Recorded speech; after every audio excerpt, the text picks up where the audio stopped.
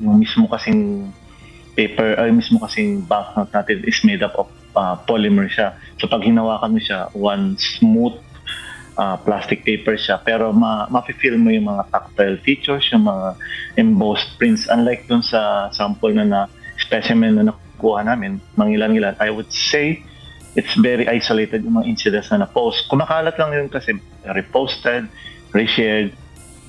Nakakita ka na ba ng peking polymer banknote? Kung hindi pa, mag-ingat dahil ngayon ay mayroon na ring peking 1,000 peso polymer bill na kumakalat sa social media. Kinumpirma ng Bangko Sentral ng Pilipinas ang pagkakaroon ng peking polymer banknote. Sinabi ng BSP na ito ay nakarating na sa kanila at agad silang nagkaroon ng investigasyon kaugnay nito.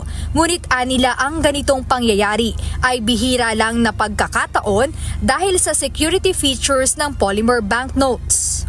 Hirap yung mga counterfeiter na gayahin yung ating pera. And nung hinawakan namin yung pera, talagang halata siya na peke. Unang-una dahil paper yung ginamit. So pag hinawakan mo, papel na papel siya, hindi siya smooth. Yung, like yung sa pera kasi natin, may window kasi siya na part o window panel. So doon sa paper na fake man yung hinawakan namin, pag hawak mo na gano'n, instead of one smooth surface, sa kanya masasalat mo yung pinagdugtungan ng plastic. So, pinagdugtong lang yun na plastic para magkaroon ng window.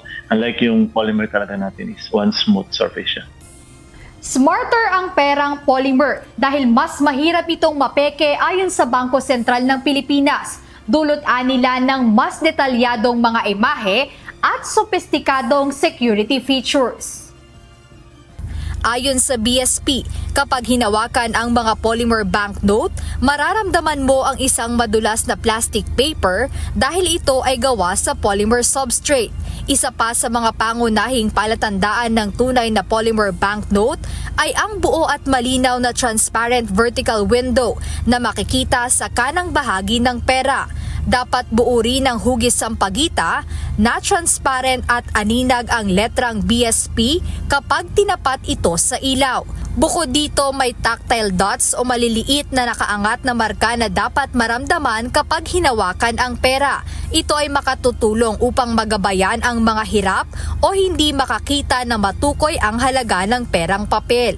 Bukod dito, tiniyak din ng BSP na tuloy-tuloy ang ginagawa nilang pagbabantay kontra peking pera, papel man o polymer. Binalaan nila ang publiko na huwag nang magtangkang gumawa o gumamit pa ng mga peking pera sa anumang transaksyon. Sa proliferation naman o yung pagpapasa, pagbebenta ng counterfeit banknotes sa mga kababayan natin, alam nilang peke to, knowingly and maliciously binibenta nila to na they transact the banknote as genuine. Mapaparasan din sila ng 4 to 12 years ang imprisonment and also not more than 2 million pesos also yung fine. So mahigpit ang parusa dito, kaya pinapaalalahan na ng lahat na mag-ingat sa pamimiki ng pera kasi at the end of the day, matatrack din namin kayo pag nahuli kayo. Yun ang kaukulang parusa doon. Samantala, nagpaalala rin ng BSP sa mga bangko na kailangang tanggapin ang sira o hindi na maayos na perang papel, polymer at barya mula sa publiko. Wala ring bayad ang pagpapalit ng ganitong pera sa bago at malinis na salapi. I would not say na may penalty.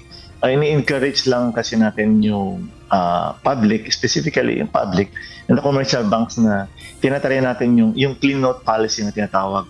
So lahat ng mga unfit na banknotes para yung sinicirculate natin is maayos and presentable and para hindi ma-uninterest ng public is surrender sa BSP agad. So we encourage everyone to surrender kung merong soiled, o tingin natin isira-sira na or gutay-gutay na bank to surrender it para mapalitan. Ganun din sa commercial banks. So in-encourage din namin ng commercial banks na tanggapin yun. Ayon sa BSP Circular No. 829 Series of 2014 at sa Manual of Regulations for Banks, responsibilidad ng mga bangko na tanggapin ang mga sirang pera at ipasa ang mga ito sa BSP para sa pagsusuri. Jed Neresina, UNTV News and Rescue. Diyos ang aming sandigan, serbisyo publiko ang aming pinahahalagahan.